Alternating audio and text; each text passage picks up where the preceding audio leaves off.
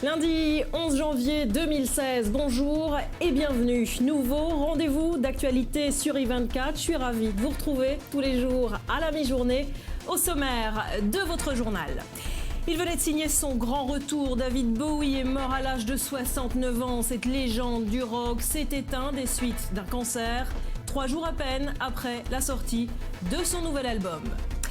François Hollande, rattrapé par sa gauche, intellectuelle et écologiste, lance un appel pour une grande primaire à gauche en vue de 2017. Ils veulent un débat ouvert. La tribune a été publiée ce matin dans le journal Libération. Et puis ce parcours stupéfiant d'Abdelhamid Abaoud, le cerveau des attentats de novembre, est passé aussi par le Royaume-Uni sans jamais être repéré. Nous serons sur place dans un instant. Tension exacerbée à Cologne, des étrangers ont été agressés par des inconnus. C'est une information révélée par la police allemande ce matin, alors qu'elle doit révéler dans la journée son premier rapport sur les agressions à Cologne le soir du Nouvel An. Enfin Messi, Neymar, Ronaldo qui sera élu Ballon d'Or 2015. Réponse ce soir, les pronostics sont ouverts mais le suspense assez faible. Le grand favori, encore et toujours l'Argentin, la machine à but et à record Messi devrait obtenir son 5e Ballon d'Or. Voilà pour les titres, mais avant de les développer, cette information, elle nous provient de Marseille. Cyril, vraisemblablement une nouvelle attaque antisémite. Oui, on attend encore confirmation des services de police, Barbara, mais ce qu'on peut dire à ce stade, c'est qu'un étudiant d'une école talmudique dans la ville de Marseille, âgé d'une trentaine d'années, a été agressé ce matin aux alentours de 9h30, heure française, par un individu armé d'une machette au cri d'Allahu Akbar. Des témoins étaient sur place. L'attaque s'est déroulée dans le 9e arrondissement de Marseille. C'est près de la mairie du 9e arrondissement, c'est un quartier, Barbara, où vivent de nombreux Français de confession juive, notamment beaucoup de juifs religieux ultra-orthodoxes. La victime a été légèrement blessée au dos et à la main, mais elle est en état de choc. Elle est entendue, elle est en garde à vue actuellement au commissariat de police de Marseille. L'agresseur, lui, est né en 2000, donc il aurait donc 16 ans. Il a laissé l'arme avant de prendre la fuite. On le voit peut-être sur ces images. Il a été interpellé 10 minutes plus tard seulement, après avoir alerté, après que la police ait été alertée par des témoins, par la brigade anticriminalité de Marseille. Voilà ce qu'on peut dire à ce stade. On attend plus d'informations des services de police. Voilà, suspect interpellé, victime légèrement blessée. On y reviendra évidemment si d'autres développements l'imposent. Merci à Cyril. Et puis je vous le disais, c'est l'un des grands titres de ce lundi. David Bowie a rejoint les étoiles. Le chanteur britannique légendaire est mort hier à l'âge de 69 ans. C'est un message publié sur son compte Twitter qu'il a annoncé ce matin. Vendredi, il avait fêté son 69e anniversaire et sortait ce jour-là aussi son dernier album. Un retour salué unanimement par la critique. Gabriel Nolin.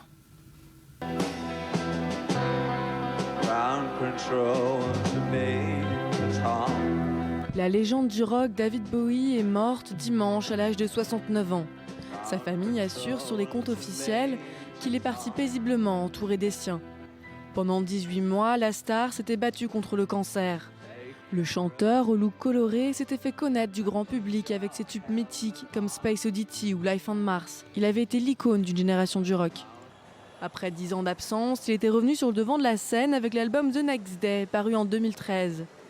Le 8 janvier, jour de son anniversaire, il avait sorti l'album Black Star aux tonalités jazz expérimentales.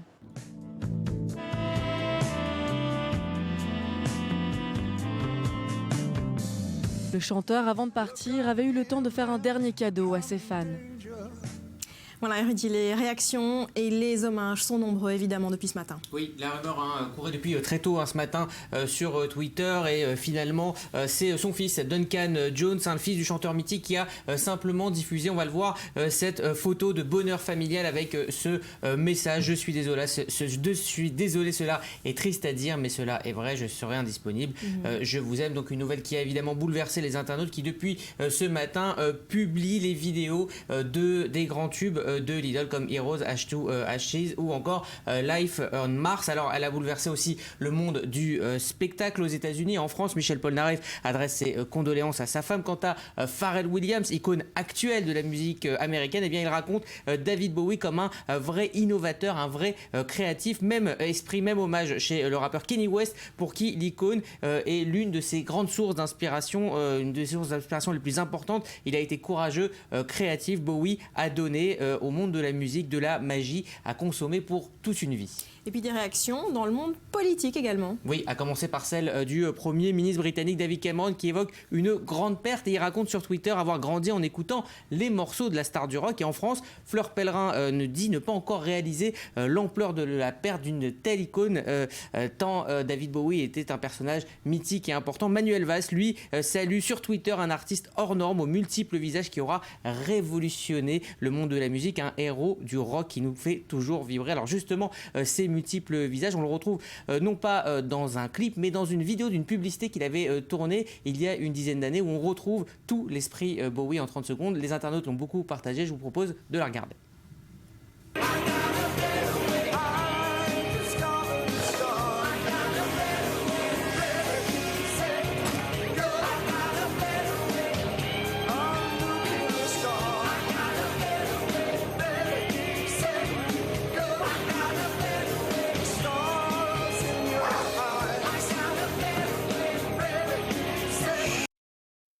Un hommage international aujourd'hui, merci. Rudy, à la une également, ce lundi, Abdelhamid Abaoud est passé par Londres en 2015. Le cerveau des attentats de novembre s'est rendu au Royaume-Uni pour y rencontrer d'autres djihadistes. Une information signée par le quotidien britannique The Guardian. Le terroriste s'est souvent vanté d'échapper au contrôle de police en narguant les autorités internationales. À Londres, où on retrouve Ashley Chevalier pour plus de précisions.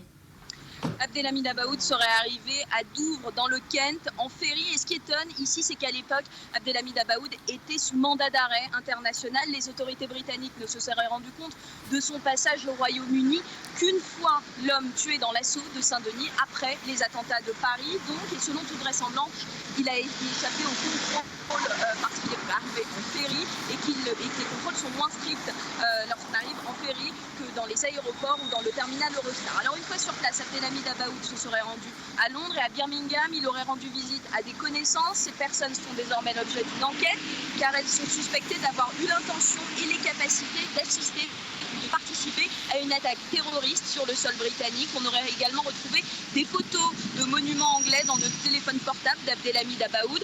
On ne sait pas si c'est une diversion, s'il a pris ces photos pour se faire passer pour un touriste ou si c'était du repérage en vue d'un éventuel attentat. Les autorités ici refusent tout commentaire pour le moment. Theresa May, la ministre de l'Intérieur britannique, a néanmoins été interpellée à plusieurs reprises par des députés de l'opposition qui lui demandent de s'expliquer. Theresa May qui est décidément dans une situation un petit peu inconfortable depuis quelques jours. Maintenant, la semaine dernière, une vidéo de Daesh a été rendue publique. Elle implique un djihadiste britannique qui était lui aussi recherché et qui a réussi lui aussi à échapper au contrôle des autorités britanniques pour se rendre en Syrie. Merci Ashley. Autre photo largement commentée ce lundi, il s'agit de ces premières images de la cavale de Salah Abdeslam. Cette fois, c'est un document signé par nos confrères de BFM TV. Le suspect numéro 1 des attentats du 13 novembre est toujours en fuite. Et ces images ont été captées le 14 novembre, le lendemain des attentats, par des caméras de vidéosurveillance dans une station-service proche de la frontière belge. Premières images donc d'un début de cavale qui dure depuis plus de 2 mois. Et justement, ces attentats et ceux de janvier étaient au cœur des cérémonies officielles. Hier, c'était un dimanche d'hommage, un dimanche de janvier, 1 an après les premières attaques sur Paris, 2 mois à peine après les attaques du 13 novembre. Un chêne illuminé, un poème de Jacques Brel et une chanson de Johnny Hallyday. Voilà pour ces cérémonies donc, qui ont eu lieu hier. Et à Paris, justement, place de la République, on vous retrouve Olivier Lerner. Alors le public, on l'a dit, était assez clairsemé, mais les Parisiens se sont quand même déplacés hier tout au long de la journée sur cette place de la République où vous êtes. Est-ce qu'il y a encore du monde ce matin ? Non, Barbara, il n'y a vraiment pas grand monde, quelques dizaines de personnes ce matin. Alors il fait froid, il pleut de temps en temps, donc effectivement les Parisiens n'ont pas très envie de venir, de s'attarder. Et hier, qu'est-ce qui s'est passé ? Eh bien, hier matin, d'abord, il était extrêmement difficile d'accéder place de la République puisque les forces de sécurité étaient là en nombre. La préfecture de police de Paris avait déployé le même dispositif que celui que l'on a vu sur les Champs-Élysées la nuit de la Saint-Sylvestre. Il y avait aussi donc la présence du gouvernement, du banc et de l'arrière-banc du gouvernement autour de François Hollande. Et c'est ce qui a un peu peut-être freiné les Parisiens qui ont pu suivre peut-être cette cérémonie qui était retransmise sur toutes les chaînes de télévision. Il y a peut-être eu aussi la peur de l'attentat. Nous sommes ici sur une grande place. Et vous savez, on est en pleine période de solde. Les Parisiens ne courent pas les magasins. C'est pas la folie qu'on a connue ces dernières années. Donc voilà, c'est ce qui explique peut-être ce peu d'affluence des Parisiens qui ne se sont pas montrés, qui ont peut-être voulu aussi montrer leur désintérêt pour cette semaine de cérémonie qui a été longue, particulièrement longue. Alors qu'est-ce qu'il reste aujourd'hui sur la place de la République? Il y a au bas de cette statue toujours un tapis de fleurs, des mots, des drapeaux. En face de moi, cette bannière, Fluctuat mergitur, ce qui veut dire en français...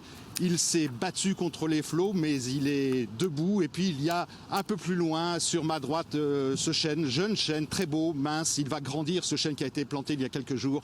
Et il y a eu de nombreuses bougies qui ont été allumées au pied du chêne hier, toute la journée. Voilà, Paris encore toujours sous la pluie en tout cas. Ce matin, merci Olivier. Alors on l'a dit, l'hommage était plus officiel que populaire. On était loin hier de la marée humaine du 11 janvier 2015, c'était il y a un an, jour pour jour, 4 millions de Français étaient dans la rue pour une marche républicaine inédite, une mobilisation sans précédent depuis la Libération. Rassemblement, fraternité, patriotisme. Un an plus tard, que reste-t-il de l'esprit du 11 janvier? Lise Barenbaum. Une marée humaine, plus de 4 millions de manifestants dans les rues de Paris et en province. Le 11 janvier dernier, la France entière était rassemblée pour rendre hommage aux 17 morts des attentats de janvier 2015. À Marseille, Lyon, Grenoble, Rennes ou Perpignan, une foule meurtrie mais soudée brandissait des drapeaux tricolores et des bannières « Je suis Charlie ». Un rassemblement sans précédent qui a donné naissance à l'esprit du 11 janvier. Un mélange d'unité et de défense des valeurs républicaines. Je suis ému de voir tant de monde qui crie Charlie, qui est sur les mêmes valeurs. Et je trouve que ça, c'est quelque chose de fondamental pour moi. Très important. Et d'historique parce que ça marque une volonté, je dirais, de conserver l'identité, on va dire de la France, mais plutôt l'identité des valeurs fondamentales, des droits de l'homme. L'image de François Hollande et des chefs d'État étrangers, bras dessus, bras dessous, entourés des familles des victimes, a marqué les mémoires. Celle aussi du chroniqueur de Charlie Hebdo, Patrick Pelloux, en larmes, rescapé de l'attentat perpétré par les frères Kouachi. Moi, ce que je voudrais défendre, c'est les valeurs de la République, les valeurs de laïcité. C'est très important. L'année dernière déjà, les Français s'interrogeaient sur la pérennité de l'esprit du 11 janvier. Pour l'instant, on est soudés aujourd'hui. Est-ce qu'on sera soudés demain et après-demain? C'est pas aujourd'hui qu'il faut se poser la question. Il faut que ça continue. Un an après, que reste-t-il de cet esprit d'unité ? Alors que la semaine de commémoration a pris fin, de nouvelles victimes ont péri lors d'attentats terroristes sur le sol français en novembre 2015. Place de la République, un hommage a été rendu aux 149 personnes tuées par des djihadistes en France cette année. Samedi, un rassemblement unitaire d'hommage aux victimes s'est tenu devant l'Hypercacher où 4 personnes ont été assassinées il y a un an. Pour les personnes mobilisées, après les attaques de novembre, l'avenir semble sombre. On est à chaque fois fragilisé parce que ce genre d'événement finit par se répéter et donc c'est difficile. Donc on est fragilisé. D'un autre côté, en même temps qu'on est fragilisé et que ça nous traumatise, finalement on est quand même plus fort. Preuve que l'esprit du 11 janvier se perpétue. Selon un sondage BVA Orange iTélé, près de 75% des Français s'approprient aujourd'hui la phrase symbole des attentats de janvier « Je suis Charlie ». Il est 12h14 dans 10 secondes sur I24. Vous êtes en direct depuis Tel Aviv. Merci d'être avec nous. Voici l'essentiel de l'actualité. Le rappel des titres avec vous, Eleonore Veil. Bonjour Barbara. Et oui, à la une de l'actualité ce matin, on vient de l'apprendre. Presque tous les suspects liés aux violences qui ont lieu à Cologne sont bel et bien d'origine étrangère. Il s'agit notamment de demandeurs d'asile qui étaient arrivés ces derniers mois en Allemagne. C'est ce qu'a indiqué le ministère régional de l'Intérieur. Je vous rappelle que plus de 500 plaintes ont été déposées pour violences sexuelles et vols à la tire lors de la nuit de la Saint-Sylvestre. Et c'est aujourd'hui qu'un rapport d'enquête doit d'ailleurs être dévoilé par les autorités allemandes. Un événement qui ravive les tensions dans le pays autour de la politique d'accueil de la chancelière allemande. La Catalogne qui se rapproche un peu plus de la sécession. Le maire de Gérone, Carles Puigdemont, a été élu hier soir président de cette région. Sa tâche n'est pas des moindres puisque les indépendantistes comptent sur lui pour obtenir la sécession de la Catalogne vis-à-vis de l'Espagne. Et puis enfin, cette triste nouvelle qui est tombée ce matin, la mort de David Bowie à l'âge de 69 ans, cette légende de la pop. Après 18 mois de combat contre un cancer, les réseaux sociaux annonçaient ce matin son décès. 2 jours avant de succomber, l'icône du rock britannique venait de sortir son 25e album, Black Star. Merci pour ces titres, Éléonore. Un coup d'œil à présent sur la météo de ce lundi. En France, avis de tempête. En Israël, le temps est plutôt clément.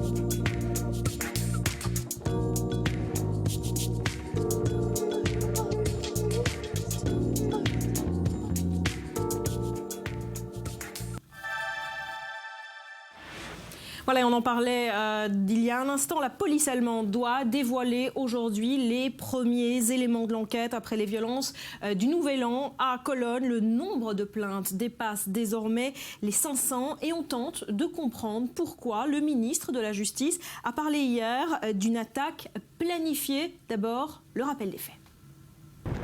Le nombre de plaintes pour violence lors de la nuit de la Saint-Sylvestre à Cologne ne cesse d'exploser. 516, dont environ 40% pour des faits d'agression sexuelle. Et jour après jour, les langues se délient, les faits sont d'une ampleur inédite. L'Allemagne est choquée et face au tollé provoqué, le gouvernement d'Angela Merkel passe à l'offensive. Dans le quotidien Bild, le ministre de la Justice dénonce des violences vraisemblablement coordonnées et planifiées. Se rassemblent pour enfreindre la loi, cela paraît sous une forme ou une autre planifiée. Personne ne me fera croire que cela n'a pas été coordonné ou préparé. Des déclarations mais aussi des actes, le parti d'Angela Merkel lance toute une série de mesures visant à faciliter l'expulsion des demandeurs d'asile reconnus coupables de délits. Jusqu'à présent, une expulsion n'était possible que pour un délit passible d'une peine de prison d'au moins 3 ans. Cette règle devrait être beaucoup plus sévère et s'appliquer à tous ceux condamnés à des peines avec sursis. Le droit à un titre de séjour ou à une procédure de demande d'asile peut être perdu quand des condamnations ont été prononcées, qu'il s'agisse de sursis ou d'emprisonnement. C'est dans l'intérêt des Allemands, mais aussi dans celui de la grande majorité des réfugiés qui sont arrivés chez nous. Et c'est très important. 19 personnes sont pour l'instant considérées comme suspectes à Cologne. L'état des lieux sur l'enquête est très attendu par l'opinion publique. Dimanche soir, une manifestation contre les réfugiés et contre la chancelière allemande était organisée à Leipzig par le mouvement anti-immigration Pegida. Ce week-end, le rassemblement à Cologne avait été marqué par des heurts avec la police.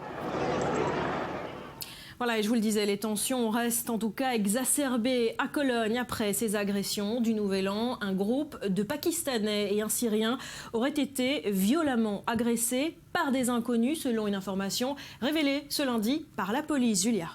Oui, Barbara, effectivement, on peut même parler de 2 agressions quasi simultanées.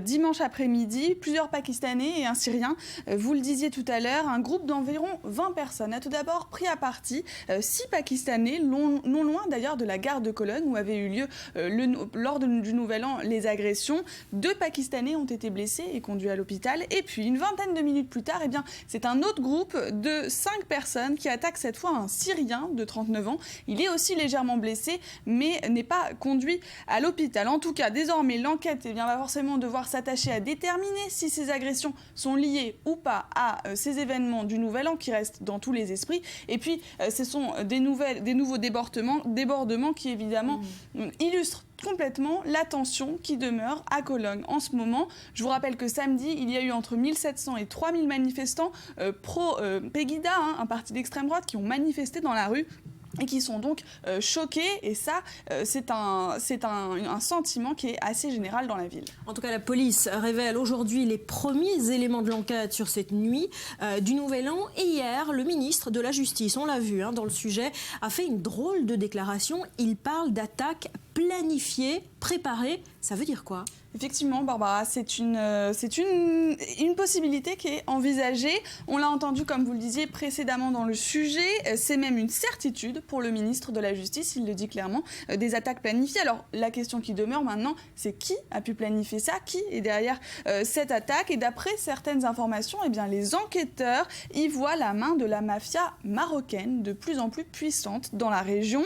D'ailleurs, une commission spéciale dite Soko Casablanca a surveillé plus de 2000 suspects l'an passé et a alerté en décembre sur l'infiltration de ce gang de trafiquants et de pickpockets qui sévissait dans les foyers de réfugiés. Selon un représentant du syndicat de la police criminelle en Allemagne, il pourrait s'agir d'une démonstration de force, d'un fait d'armes pour lesquels ils sont allés chercher du renfort parmi les réfugiés arabophones et évidemment très désœuvrés de la ville. Voilà pour cette affaire. Merci Julia. En Israël, 3 jours après l'élimination du terroriste de Tel Aviv, eh bien la traque après des complices se poursuit toujours. Plusieurs arrestations ont eu lieu hier. Le père et le frère du terroriste, eux, ont été remis en liberté. Maël Benoliel. L'enquête n'est pas encore terminée. Les recherches se poursuivent toujours. Le quartier dans lequel se cachait Nachat Milchem était de nouveau bouclé par les forces de sécurité israéliennes ce dimanche. Et c'est la maison de cet homme qui est dans la ligne de mire des policiers et des services de renseignement. Son fils a même été interpellé. Je viens de rentrer du travail, on ne m'a pas laissé m'approcher. Je ne sais pas ce qui se passe, nous sommes encore sous le choc, je n'ai rien à voir avec tout cela. Je ne sais pas ce qu'ils nous veulent. Pendant une semaine, ils se cachaient ici, mais moi, je n'en savais rien. Si j'avais su, j'aurais prévenu la police. Mais à Harara, tous ne partagent pas cette opinion. En tant qu'Arabes israéliens, nous sommes contre ce qui s'est passé dans le village d'Harara, dans notre quartier d'Al-Daharat, à savoir un meurtre de sang-froid, parce que c'est une méthode cruelle. 48 heures à peine après l'élimination de Nachat Milchem, la tension reste encore perceptible dans ce village du nord d'Israël. Nous sommes tous encore sous le choc de savoir qu'il était là. S'il avait été intelligent, il se serait caché dans un endroit où les gens ne le connaissaient pas. Je ne connais pas les intentions de ceux qui ont pu l'aider, lui apporter de l'eau, de la nourriture ou des cigarettes, ou s'ils sont tombés sur lui par hasard dans la rue et n'ont rien dit à la police. Le père ainsi que le frère de Nachat Milchem ont été libérés ce dimanche après quelques jours de garde à vue sans qu'aucune charge n'ait été retenue contre eux. Même s'il ne fait plus aucun doute que le tireur a reçu de l'aide de la part de certains habitants ou proches, la famille Milchem n'a pas souhaité réagir et nous a demandé de respecter le deuil de leur enfant. Voilà, et on s'arrête un instant sur cette information. L'enterrement du terroriste était prévu hier. Finalement, il n'a pas eu lieu. Le corps n'a pas encore été restitué. Mathias, pour quelle raison ? Tout simplement, le ministre de la Sécurité intérieure, Gilad Erdan, vient de déclarer il y a moins d'une heure, selon la famille, pour l'instant, il n'y a pas de certitude selon laquelle l'enterrement se passe dans la manière la plus discrète possible. Et surtout, le ministre a très peur que cela se transforme finalement, comme on le voit du côté palestinien lorsqu'il y a des enterrements du côté des territoires palestiniens, en véritable parade pro-terroriste. Et voilà le ministre qui dit « Je n'ai pas reçu la certitude de la famille Milchem, en tout cas des parents, que cela ne soit pas le cas », ce qui devait être d'ailleurs le cas, puisque les parents avaient dit « Nous serons maximum 15 », à savoir les petits cousins et l'oncle. Pour l'instant, pas de certitude et donc toujours pas de restitution de corps. Et puis du côté de l'enquête, la question qu'on se pose, c'est de savoir comment il a pu se cacher une semaine dans son village sans que personne ne soit au courant. Il y a eu des complices, forcément, et si oui, ça veut dire que cette attaque était préparée, préméditée ? Enfin, la version selon laquelle personne n'était au courant, en tout cas, de la fuite ne tient plus, parce qu'effectivement, il y a des personnes toujours entre les mains des services secrets intérieurs du Shabak qui sont interrogées, parce que non, pour avoir aidé Nachad Melchem à commettre son attentat, mais plus exactement à l'avoir aidé à fuir. Et donc on le sait désormais, c'est désormais une chose connue. 2 heures après l'attentat de la rue Dizengoff vendredi dernier, il était déjà dans son village de Harara. Il a été protégé. Et d'ailleurs, on l'a vu plusieurs fois, les avocats des personnes actuellement sous interrogation du Shabak ont déclaré que ces personnes avaient vu Nachad Melchem, lui avait parlé, et c'est la loi du silence qui aurait fonctionné à l'intérieur du village. Il aura fallu finalement, Barbara, qu'une dame, tout simplement âgée de 50 ans, qui n'est pas du tout de la famille de Nachad Melchem, découvre qu'une personne avait été rentrée dans une maison pour déclencher l'alerte. C'était bien Nachad Melchem. Alors effectivement, il y a beaucoup trop de questions pour l'instant et pas assez de réponses. Merci Mathias. Et justement, en Israël, on craint d'autres attaques plus organisées, préméditées, des attaques donc à l'arme lourde éventuellement. Et à ce sujet, sachez en bref qu'une cellule terroriste a été démantelée hier à Hébron. Opération conjointe réussie entre l'armée israélienne et le service de sécurité intérieure. Le groupe arrêté avait acheté des armes automatiques. Il prévoyait de mener une attaque sur la route 35 entre Hébron et Ashkelon. Voilà, on va se quitter, on va se retrouver dans 4 petites minutes à suivre ce record mondial. Tout un pays retient son souffle, 1,3 milliard, c'est la cagnotte du Super